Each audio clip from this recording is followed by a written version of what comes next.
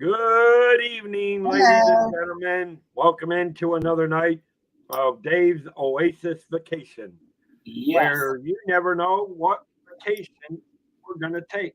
Mm-hmm. Now tonight, Right. we haven't taken a cruise vacation in a while, Nope. so I thought we would take a cruise line vacation. Mm.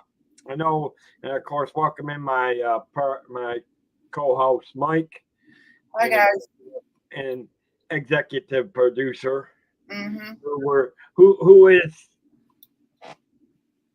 who were trying to reform of certain things. Forget it. It'll never happen. Believe me. But but tonight we're going to talk about one of the biggest cruise lines, and Mm. I hate to say it, Yeah. from it actually reading the Hi, history Richard. on this one. Hi, Richard. It's good to see you. Okay, Richard, good. Okay. Understand, buddy. Understand. Gotcha. You have to catch up. You have to talk to Mike. I showed him some Yeah. pictures. Um, Mm-hmm. It's those really pictures we were interesting. talking about, and I know most of you guys don't know what I'm talking about, but Yeah. I'm going to go off Really. topic here a little bit. Yeah. And the pictures I was showing you or talking to you and Mike about yesterday, Yeah. it is legitimate Epcot opening Legit. day. They're just not the tickets. They were Right. the covering for vouchers. Mm-hmm. But it does. I did show Mike, and he can It's confirm. legitimate He saw, because he saw the back of what the it dates said, match up. and he saw the dates, Mm-hmm. and he saw the trademark that the product was created. Mm-hmm. So it does have to do with opening day of Epcot, Mm-hmm. just not Right. the voucher. So it obviously might have been Yeah. something. I'm figuring, and me and Mike were figuring it might have been something that they used instead of the ticket books. Something that they might have used Possibly. possibly before they started using, Right. or before they did use the ticket books Right. at Epcot, maybe. Right. Nathan, welcome in, buddy. Good to see you. Good to see you. Hi. Welcome in. Welcome in. Good to see you. Now, obviously, we're about to talk about, and this may shock a lot of people. And I don't know if Richard knows this or not, because I know he knows his cruise lines like I do. Right. But even I wasn't aware of this one. Mm. The cruise line we're going to be talking about tonight, Mhm. possibly, and I'd have to do the research, but possibly may be the oldest cruise line of all the cruise ships, Mm. next to Carnival. Mm. Well, no. Let me rephrase that. Okay. Actually, let me rephrase that. Could be. Okay. So It is. Mike saw it. Would you say that's pretty mint condition? What you saw, Mike? looks pretty good. It looks really good. It is pretty much. It's pretty. Mhm. Yeah, paper that covered the vouchers. And I think the lower the number, the more valuable it is. And it does. It has the numbers of the ticket. Numbers. It has the number of the ticket. Because were you able to see that, Mike? Because I think I showed you that, right? Yes. Yes. So I think they were in pretty good mint condition. So yeah, I would, and I know he said, I know my friend said he had found something close to it on eBay, and they were selling for like $20. So and that's what we were figuring. We were figuring that he's probably got about $100. He's probably got about $100 value of. Now me, I keep them just because I would keep them in mint condition just because you got something from opening day. So apparently his family was at opening day on Epcot in 1982. But anyway. Okay. So to answer Nathan's question, the answer is no, I did not go to Starbucks. But what I usually get is the venti iced chai tea latte, 3 pumps of peppermint, or the Trenta green tea lemonade, 3 pumps of peppermint sweetened. Those are my orders. Now, at Christmas time, that's when I get a little fancy with the syrups. But it is not time yet for that. So, yeah, but that's what I usually get. But so, anyways, so getting back on topic. Yes. I actually found this cruise line is just about, as we all know, Royal Caribbean is probably, it's the ones that we have done. Royal Caribbean was the oldest of all of them. Royal Caribbean popped up in the, started forming in the 60s and the 70s. Well, so has the Princess Cruises. Princess Cruises actually date back to about 1965. Wow. So it apparently is, and obviously, you know, if you look at how many remember the Love Boat show? I wasn't born yet. I wasn't born yet. So. No, but the Love Boat ran reruns for a long time in the 80s.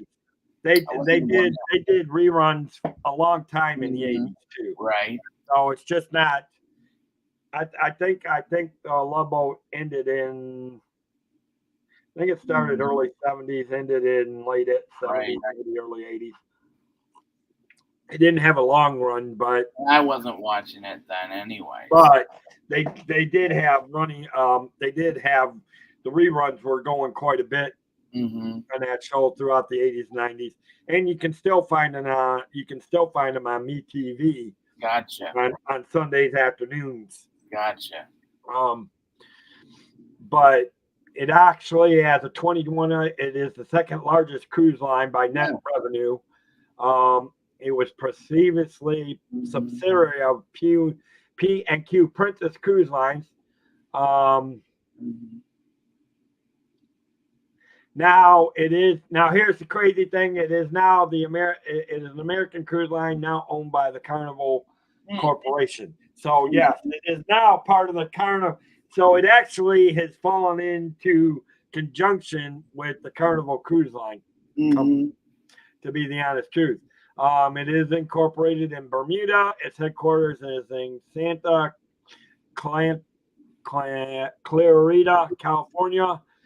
It is the second largest cruise line, previous net revenue. It has currently it's up to 15 ships cruising global itineraries, both marketing American and international passengers. Obviously, most people didn't know about the Princess Cruise Lines until after. Here's the thing about it, until it and if you look at if anybody that has ever watched The Love Boat, it pretty much, and I don't know if they actually filmed on one of the Princess cruise ships, but it pretty much looks like the Princess's cruise ships. So, and then of course, as of today, it still continues to invoke and evolve and grow. So, and here's a little bit of early history from 65 to 73.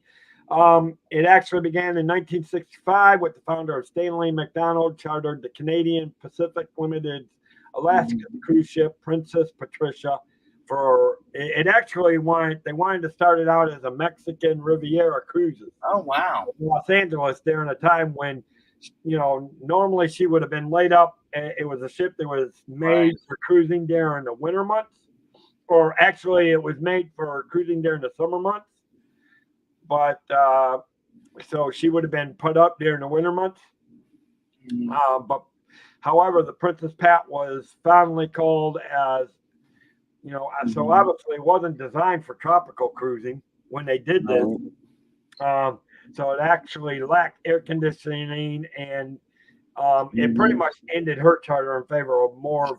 At which point it started the tropical cruises, but I know that specific Princess ship ended because it lacked the air conditioning that was needed for tropical cruises.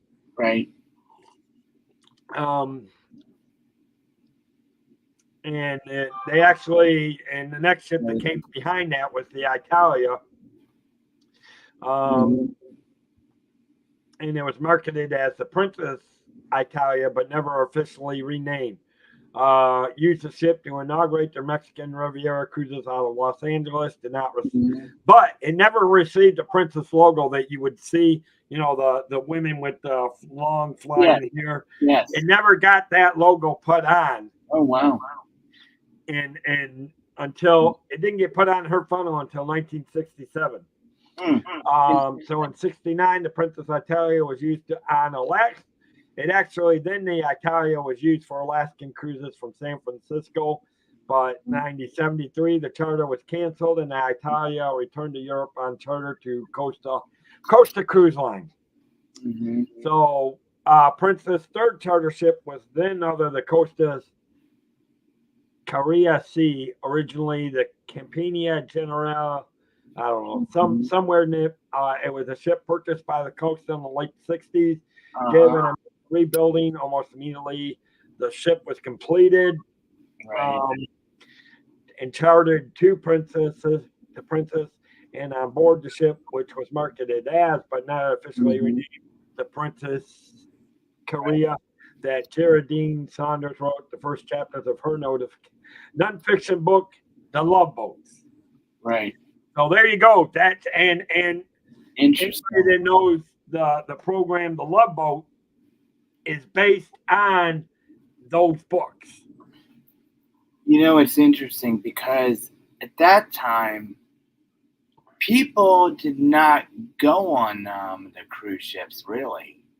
When they cruise ships really weren't around. Most of the ships that you had where you had some, and it really wasn't big in the U.S. at that point in time, because you still had some steamships that would cruise up and down the Mississippi. Yes. Obviously, you had river cruises that were around to do up and down the river cruises up in Europe. Right. On some of the ships. But cruise lines, you did have some cruise ships.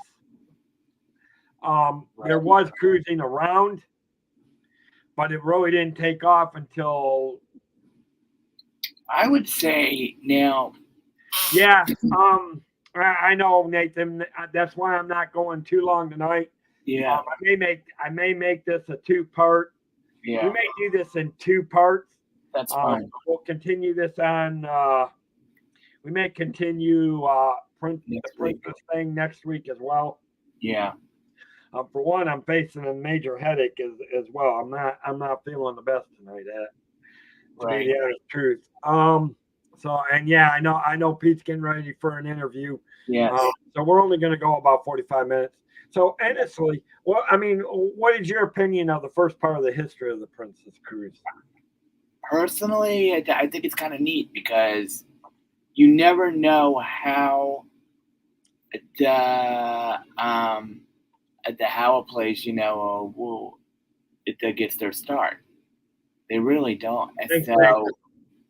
So for me, for somebody who has never been on the cruise ship before in their life, I think it's kind of interesting. Now, I will say that the cruising, I think, really started to get really, really popular in the 90s when everybody was having cruise ships.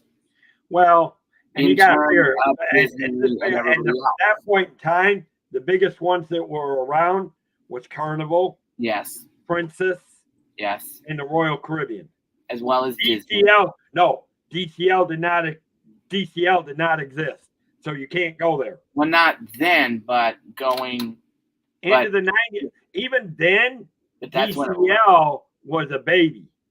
Right. DCL didn't come out until. Well, wait a minute. Early to mid 90s. Yeah, but that's what I'm saying. That's when cruising really got popular. It was like in the mid 90s, late 90s, because because no, I won't even say it was a lot of cruise I commercials. won't even say it was then. Hmm? Cruising's always been popular, True. but I think it really expanded when tourism and travel. Here's the thing. Mm. This all falls under the tourism and travel industry. Right. The travel and tourism industry It's did huge. not get a big lift until after the 2000s. So, well, people were still going on vacation. they were going on vacations, but not going. Not far. they were doing road trips. They were Mhm. doing on this. Yep. Not many people were thinking about, do I want to go on this cruise or this Right. cruise, or do I want to travel to this European Right. country? Right. Now, like today, where yes, a lot of families still travel the U.S., but now it's A more. lot of people are Do I want going to go to Australia? Do I want to go to Hawaii? Do I want to go to Alaska? Do I want to go Right. to Germany? Do I want to go to Right. England? Do I want to go to Greece? Right. You Do you want me to go to it's more Turkey? of the bigger. It's more of the bigger trips than it is. Right. Back then, it was still a lot of smaller trips. Families Right. back then, And also too, Dave, with that, you know, basically, the traveling overseas was few and far between because they didn't have the itineraries. you could really only go around the world on a game show if you want, aka The Price is Right. You know, Well, no, you could. You know, You could. I mean, the prices were far much better. It's just people.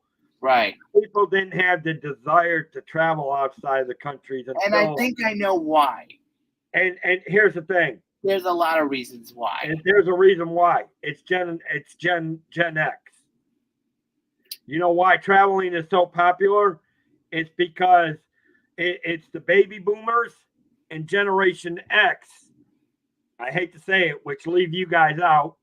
Yeah, you guys love traveling, but you guys got your love. You guys got your love of traveling from the baby boomers and Generation X who love to travel.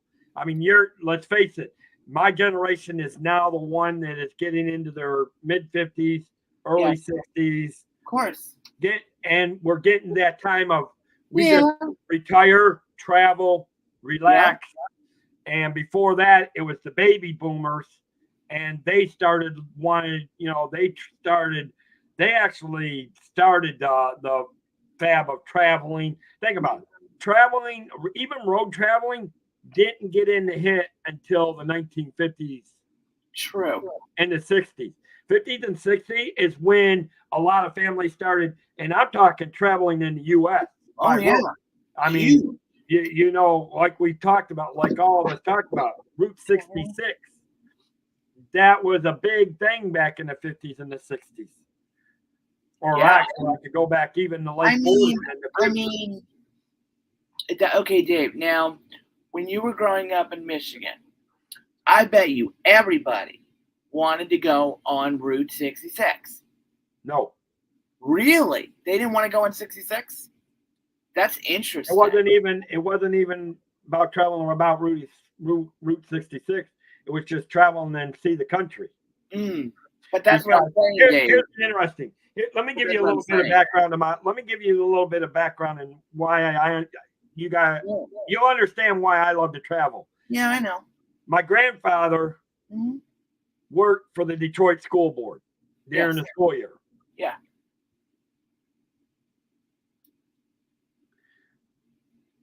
Yeah, and they're still the grandmother.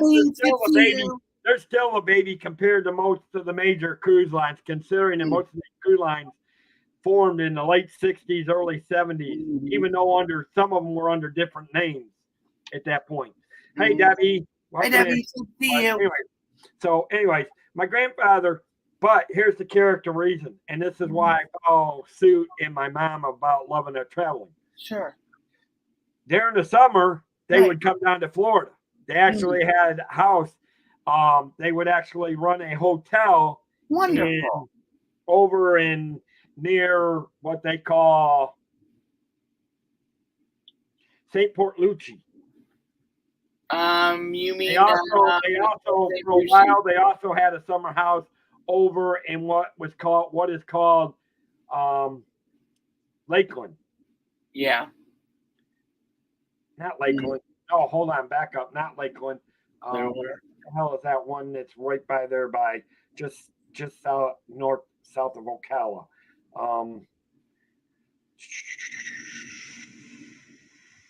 I have to think about it. But then also during the summers they would take when they did that down here in Florida. Mm-hmm. Because here's the thing, my grandfather brought a lot of property around Orlando. He had deeded to. If my step grandmother hadn't sold all that property out, it's a very good well. You guys would not see me sitting here because I'd probably be sitting in this. Right. But let me ask you this question. Speaking about your grandfather. Now, you just said that he was in the Orlando area. Now, here comes the interesting question. Between it, part of the time they'd stay in St. Lucie. There's another town that that they would stay in. That's just I can't remember what it is. It's just south of Ocala, but it's between. Right. What I want to know, Dave, is this: was did your grandfather, when he used to go to Orlando back in them days, before Disney World was Disney World, did he ever see it being built? I'm sure he did. They were down there every year, and I'm pretty sure. Wow. Because he actually held me as a baby at Disneyland. Wonderful. In the early 70s. Mm. Now he shortly passed thereof. Yeah. After that, but that was No, I'm just curious. But here's the thing, and this is where I get the love of traveling, because they were doing all this, and even when they ran the hotel and they would travel all over the state of Florida, they would take a week to 2 weeks and travel around the country. Wonderful. I mean, my grandfather and my grandmother, my mom's mom, who passed away when mom was actually right. And I don't know if it continued at when my grandfather remarried, but I do know that my regular grandmother and my grandfather took my Aunt Dorothy and my mom, and they would go all over. And I think they did hit parts of Route 66. Nice. I know they did Texas. They took them up to the Dakotas and Minnesota. Mm-hmm. They hit the Grand Canyon. Yeah, they went everywhere. They pretty much traveled. That's telling you right there how much. That's why I got the traveling in my blood. I get it. I just don't have. Unfortunately, I just don't have. I get the point. Yeah. But like a lot of people. For me, why I love certain places so much. And I guess for me, the first time I came to New York City, which was in 1997 or 1998, I forget the year, we took the Greyhound bus up to New York. We spent a good chunk of the day up there. I can still remember driving up and looking across the river, right, and seeing the World Trade Center. Let me tell you, that was really cool for me to see. Then we went out on the 42nd Street at Port Authority. We walked down Port Authority. We walked up Broadway. I was so mesmerized. Then we went down to Macy's. Fell in love with it. I mean, it was really neat. And then in 1999, I went and saw the Rockettes. Fabulous show.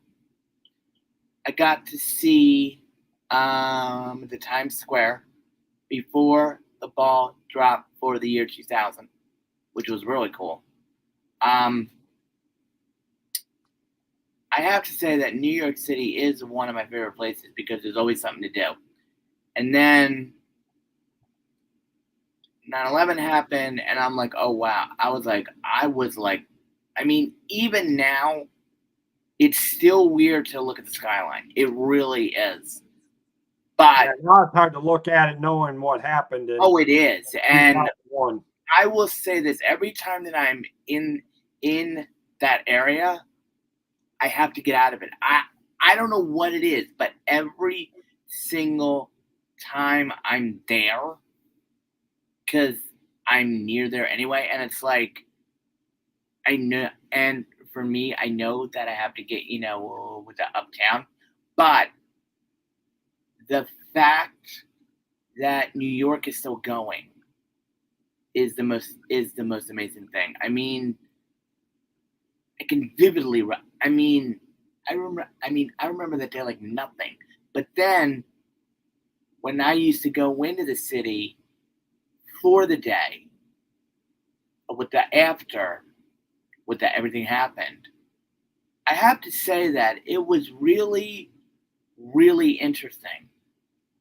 I mean, even now, it is still one of my favorite places. Now, with the Washington D.C., that place I absolutely love because I love on that place. I love history, and I can still remember this vividly. That every time I go to the American History Museum, I always learn something new. And when Night at the Museum 2 Battle at the Smithsonian came out, I was going like crazy because I have been to these places. Now, and it's like to see them in the movie. Next time, lay off the Starbucks and you won't see them moving so much. Well, get this one, Dave.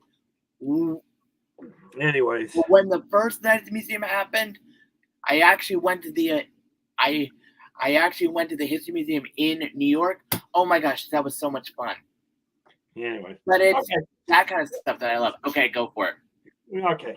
But getting back to what we were talking about, everybody comes from different backgrounds when it comes to travel and what their interest is and what they choose to do as far as what type of traveling they do. Absolutely. Like I said, you got so many different. Sometimes it's about the adventure. Yeah. Sometimes it's about the exotic. Sometimes it's just about being with family. Sometimes it's about romance. And then sometimes it's about just plain relaxing. Yeah. Letting a vacation unwind, unstress. And all vacations should be like that. But and it's not that and some people like to mix all of that up into one vacation. Do a little bit of this, do a little bit of, and that's what makes about. Honestly, here's the thing that I love about it. And this is one thing I can say more about. There's two things that I can say that pretty much cover those topics. And that would be, and people may disagree with me as far as other theme parks, but other theme parks can't do what Disney does. Amen. And you can wrap that up. But it's not just Disney. You also can get that type of an experience on cruise line. And I'm not just talking DCL. Right. You're talking everybody. I'm talking all the cruise lines. You can wrap all that type of vacations on top of cruise lines. And to me, Disney and the cruise lines are the only ones that can pull those type of vacations. Now, you can take vacations where you can relax and do exotic or do throwing adventures. But to put them all in one is kind of hard to do it, unless you're certain. But can it be done? It can. Absolutely, it can. Absolutely. Oh, awesome, Daddy. That's awesome. Like that. I like this when people share like this. Absolutely. Yeah, and I agree. And then I'm going to pull up something that Richard brought up interesting with on the part that we were just talking about. See, I like that. That's true. Yeah, I'm going to tell you. I remember. Listen, Richard. Unfortunately, I can say this. Richard and Mike, they don't remember when there was no cell phones. Yes, we do. Yes, we do, because I remember getting the map out and knowing Do you remember when all phones were push buttons? Or actually, let me rephrase that. Do you remember when all phones were rotary dial? Probably not. Kind of. Do you remember street corners having pay phones? Yes. In New York, I saw them. You guys should. Awesome. Well, you don't see many more. You don't see them as much now. Yeah, they're pretty much gone now. But if I didn't see a phone, it's like, whoa. Yeah, I will tell you. I'm going to tell you, my generation is probably the lucky ones because we got to saw the transition from the earlier hardcore stuff that was mainly used by corporations and the government to what we see today. Mm-hmm. I mean, my generation, and think about it, nothing against you and Richard, but I grew up in the 80s, and that's when a lot of this stuff started to transition. That's 80s, 90s. Mm-hmm. I mean, I can remember when I graduated high school, and you guys would only have been about 10. Yeah. I remember phones that were thick like this. Now, was there car phones? They had car phones in the 70s. But they were for the big wigs and the things. Mm-hmm. Well, but by the 80s and 90s, Motorola, Nokia, all of them, because you can carry on pagers. Hey, Dean, welcome in. Mary Carol, welcome in. Dean. Oh, there's Dean there. I don't tell Dean, but I think they're trying to create a cruise line full of turkeys. I guess. I don't know. Or maybe it's turkey legs. I don't know. Just kidding. That would get Dean on a ship real quick, I would think. I'll tell you this, I do want. You know what, Dave? Honestly, I would love to go on a cruise line. I really would, because I'm planning on it. Eventually. Yeah. I plan on going back on one, and I agree. I actually not sure if I want to go out. The next one I want to take out. I don't know if I want to go out of Port Canaveral or down by Fort Lauderdale and or Miami. Mm-hmm. And it depends on which cruise line I take too. But getting back to the Princess, right? Moving on. Here's the crazy thing about how some of these cruises, again, like Carnival and Royal Caribbean, it went through a lot of purchases before it got settled down to where it is today. Yep. Even Royal Caribbean went through several changes over the years up until the mid 90s, as well as Carnival. And here's the same thing with because here's now between 74 and 87, there was a thing called the Peninsular Oriental Steam Navigation Company, called P&O for short. And it's not the railroad company, guys. This is a steam company that was out of Great Britain, which by 1960 was the world's largest shipping company with 320 ocean-going vessels. Acquired Princess Cruise Lines in 74, and their Spirit of London, which believe it or not, was actually originally to have been the Norwegian cruise line Seaward, which was transferred to the Princess fleet, becoming the first Sun Princess. I'm doing okay, Mary. I'm fighting a major headache right now. I'm trying to stay focused. That's why I'm trying to. I don't mind us getting off topic once in a while, but that's why I'm trying to reel it back in a little bit. Right. So we can get to what I need to tonight. But I can guarantee you we're going to probably continue on Princess next week. Yeah. I mean, let me ask you this question, Dave, about the cruise ships, by the way. Now, in fact, here's the one that was purchased in 1974, and this was let me see if I can show it. Okay. Go ahead and say what you're saying, Mike. Okay. So I will say this because the reason why I want to go on to the cruise lines is to experience it, as well as enjoy myself, and of course, yes, say hello to all of the characters. Well, yeah, but see, you AKA got Disney Cruise now. Line. See, yeah, and now see, my is where I'm. It depends on what type of cruise I'm wanting. Mm-hmm. Okay. If I'm wanting one to totally just relax, Yep.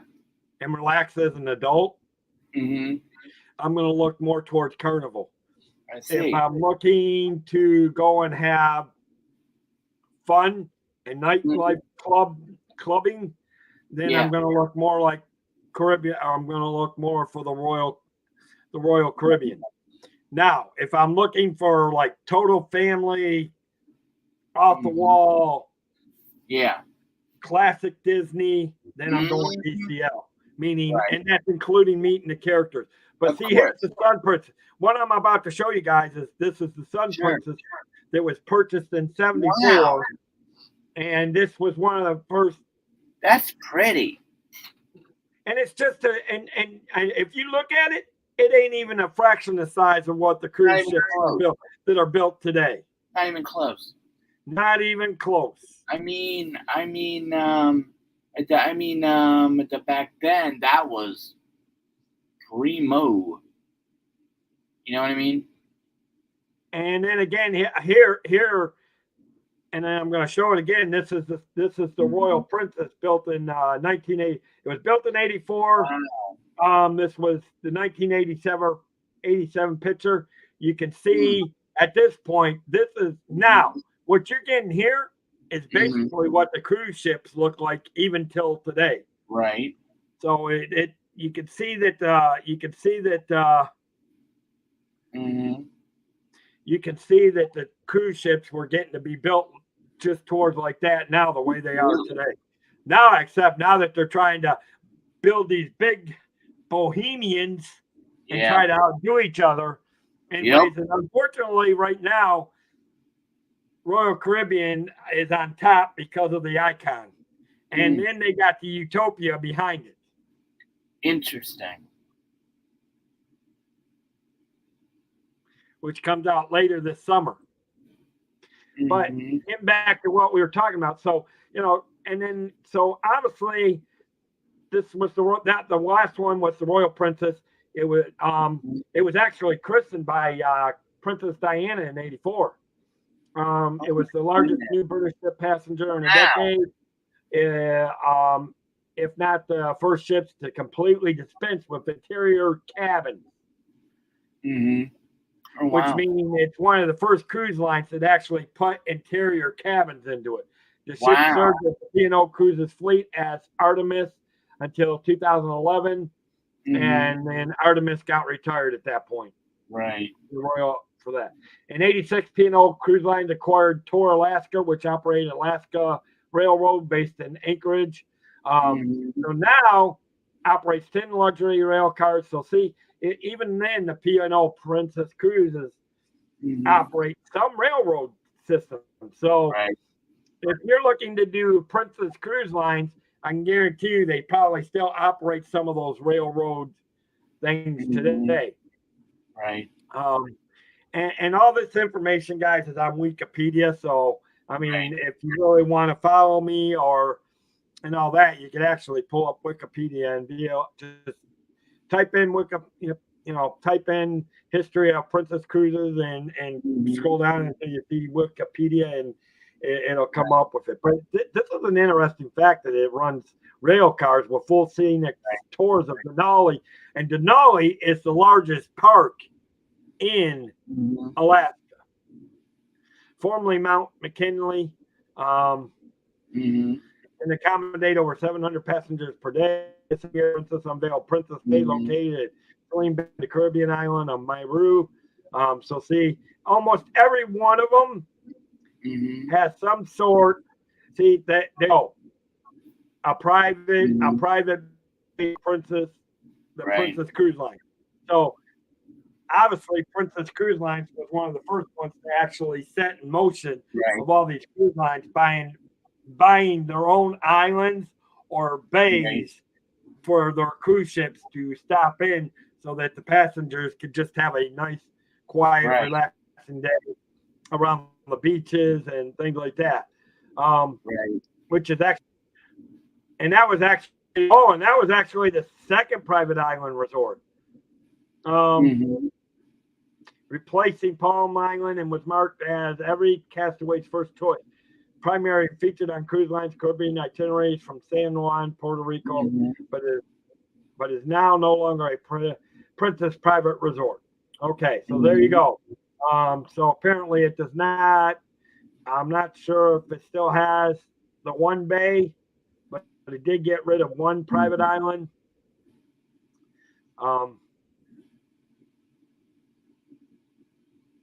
And that.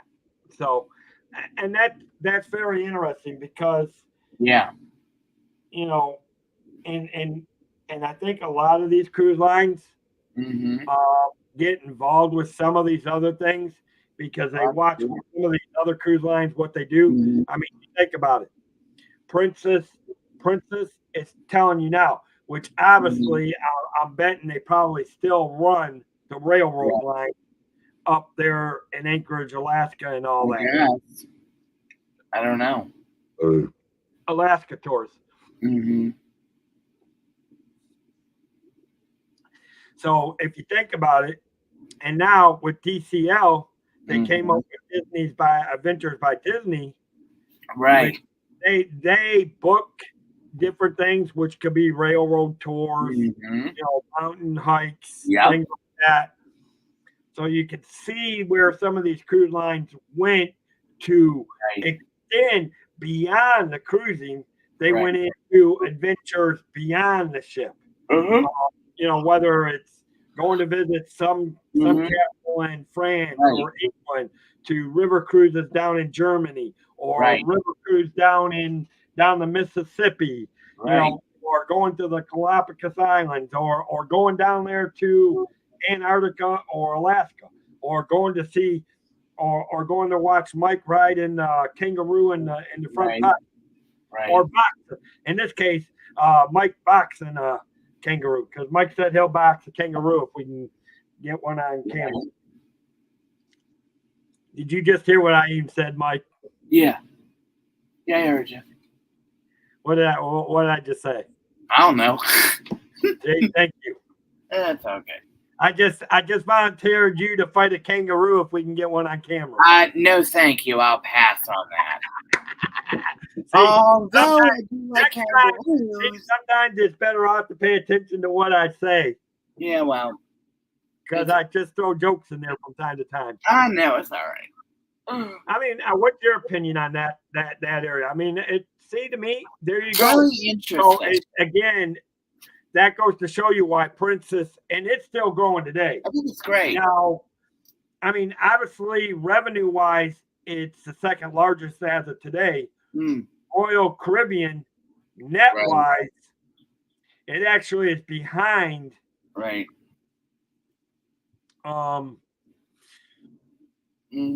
that's telling me right there. Now, it depends on when these Wikipedias were updated and when it was last done. I don't know. Beats me. It depends on how often.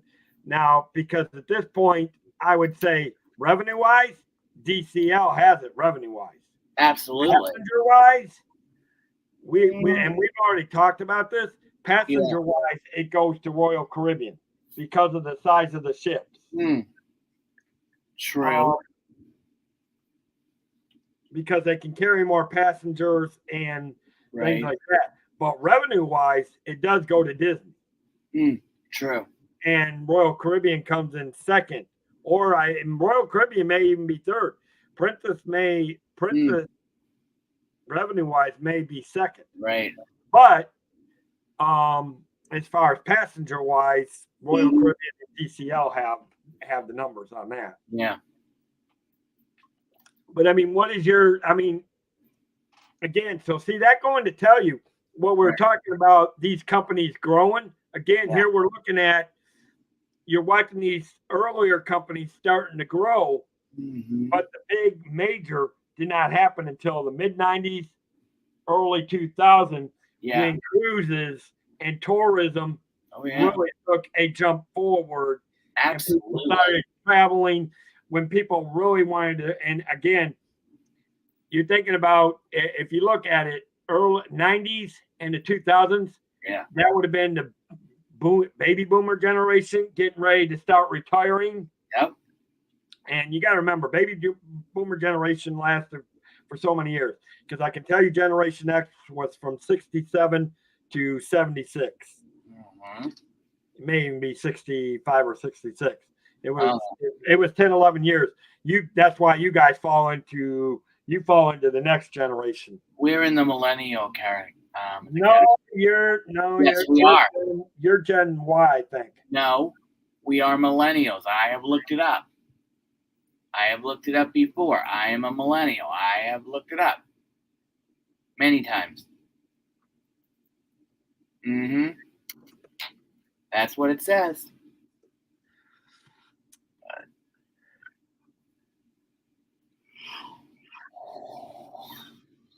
Oh, excuse me. But I will say for my generation, I grew up going on like road trips and stuff.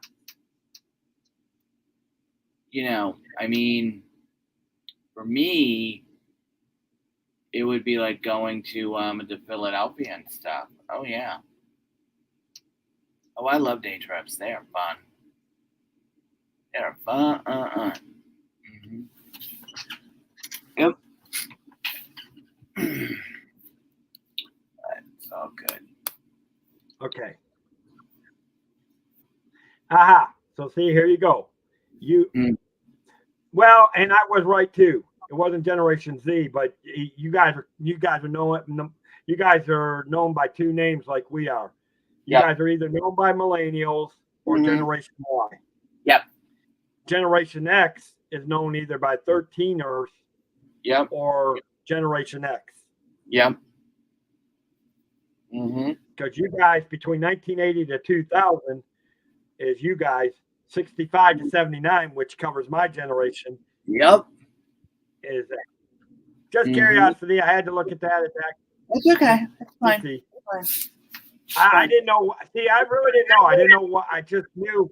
I knew there was Generation Y in there. I didn't know it was the same as millennials. So it is. So anyway, going back to what we were talking about, Princess. I'll bring this back up. Okay. Because for me, I actually do want to go on a cruise within the next couple of years. I really do. Well, and here's the thing. Now and just to show you here's a Princess. This is the Royal. This was built in 95. It is the Sun Princess. And it actually was the first ship built in a decade. So it was 10 years later after the first Sun Princess was built. Right. Very pretty. There's something about it. And then here you got 1998, they built the Grand Princess, which was pictured in 2009. And nice. Now these ships are still in service today. Some of these ships, I believe, are still in service today. Oh, wow. Some have been retired. Some are still in service. But we'll go over the fleet next. We'll look at the fleet of the crew of the Princess next week. Okay. But obviously, going on. So and then here's the private brands Carnival. Now here's the thing about this. Princess K, 1991, Princess Cruises began developing their third ever Caribbean private island named Princess K, located on the southern tip of island of Eureka in the Bahamas. Development was reported to cost $1.2 million, unveiled in 1992, becoming an exclusive port call for the cruise line's Western Caribbean itineraries. The private destination is also shared between sister brands Carnival Cruise Lines, which, remember what I told you? I was surprised, but the Carnival, back then it was called the Carnival, where it's called Carnival Cruise Lines now, CCL. It was the Carnival Corporation something back then. when they purchased the Princess. This was back in the mid-70s. Interesting. But and honestly, I didn't realize I didn't know Carnival owned Princess, but apparently its governing body owns the Princess Cruise, and it owns the Holland America line, which, as everybody knows, the Holland American line is another small cruise line that is steadily growing. Interesting.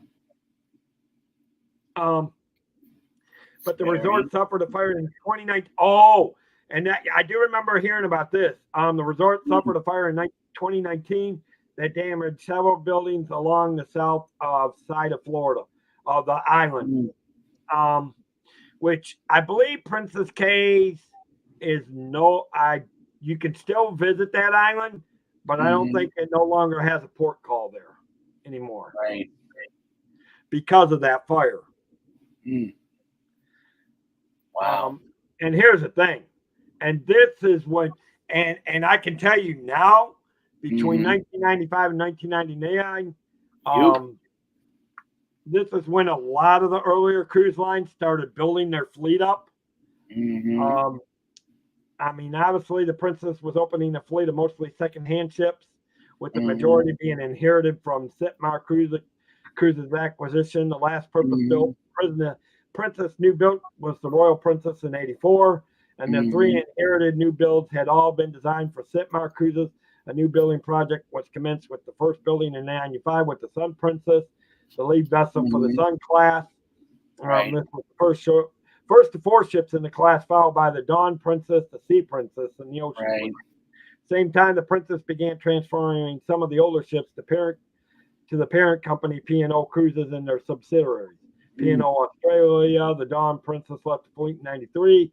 Sea Princess left in '95. Golden Princess left in '96. Fair Princess in '97.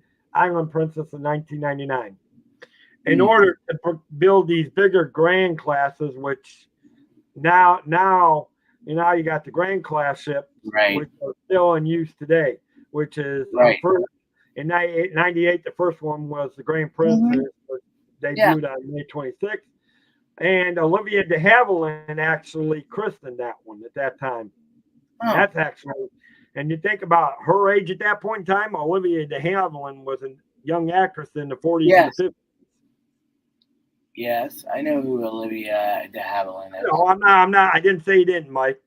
Yeah, I know. Saying, but think about how old she would have been in '98. I know. 2 more ships in the class, the Golden Princess and the Star Princess followed.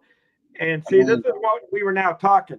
This was that time when DCL came about. Yep. They were just starting to learn about cruising. But like Richard said, I need to go back to that one. Yeah. And this is an interesting fact. Let me go back to he had an interesting fact on that, which I think is true. I mean, I don't know much about it prior to, but I believe he is correct. There it is. But the DCL didn't come around until 96 to 98, somewhere in there, to actually form the DCL. Going from the smaller parent things. Okay, guys, it's almost been an hour. We're going to wrap this up. I'm going to play my commercial real quick, Mike. Go ahead. If you guys are looking to travel, you will find the description link in the travel thing. So, but we'll be back in 2 and 2. Okay.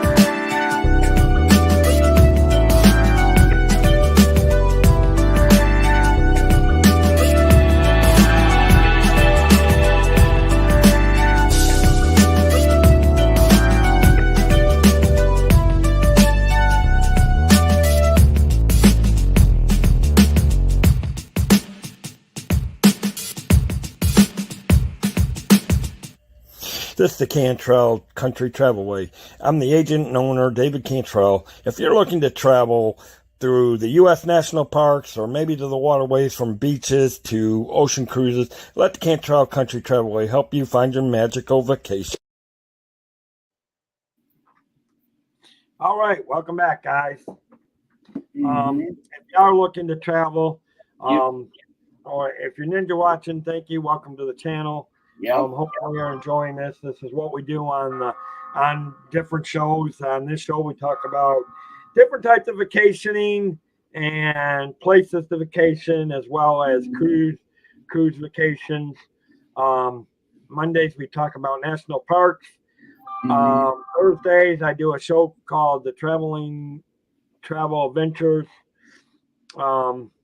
where we talk about different cities and things across the country, and we will look at different cities across the world down the road to travel to for adventure, fun, relaxation. But these are what I do on this travel. I am a travel agent. I am the agent and owner of the Cantrell Country Travelway. If you are looking to travel, you will find the links to my Facebook page for the Cantrell Country Travelway, and you'll also find a link to my travel profile agent page, where it'll let you reach out to me by email or telephone. And read comments from my past clients, give you a little bit of description on me, which I am building out on things. So if you are looking to travel, let me know and reach out to me. I don't know. What do you think? Good. I mean, very, very interesting. It is. I'm looking forward to continue next week. Because obviously we're gonna look at the P&O spun off, and somewhere along the line, it'll be curious to find out when it spun off, and where the P&O spun off, and when Carnival picked up, because at that point in time, Carnival is the other one that started in the early 70s, pretty close to the Princess. So it doesn't surprise me that Carnival didn't pick up. But then again, the other one that did that was Royal Caribbean. Right. So, but it owns the Celebrity Cruise Lines. So, Interesting. RCL has it has its second subsidiary cruise lines. It's just of course, those I think are more for that you're talking about expensive cruises. Celebrity cruises are. Oh yeah. But if you can afford it, go for it. Go for it. And sometimes it may worth doing just once in a lifetime. Right. Exactly. But I love looking at the history and some of the pictures of the ships. Next week we will continue on it. We will look at we will finish up the history, and we will look at what the current fleet is for Princess Cruise, which will also let us know what ports they're sailing out of too currently as well. So, which is quite interesting. Right. What's your final thoughts on things? I would say that this was great. A lot of good information, a lot of good history. So I can't wait to see what's going to be happening next week. So, with that, guys, again, and don't forget, I also on Saturday on my other channel, Space Mountain Dave Cantrell, for anybody that might be ninja watching new to this channel, I do Disney stuff on Saturday at 4 o'clock. We do the Space Mountaineer Galaxy chat. Come have fun. If you love Disney, we'll talk Disney news, Disney topics, Disney travel, Disney everything. So with that, guys, I'm going to say have a great night. Thank you all for being here. Richard, Mary Dean, thank you for popping in.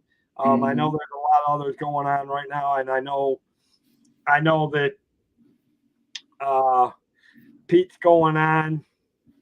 And I know Debbie Bernfeld has been hopping back and forth, obviously. Yes. So thank you to Debbie being in here tonight. Yes. So, absolutely. Guys, I can't say thank you enough for the support on this channel and my main other channel. Yep. So with that, let the Cantrell Country Travelway help you find that magical vacation. Have a great night, everyone. Bye, guys.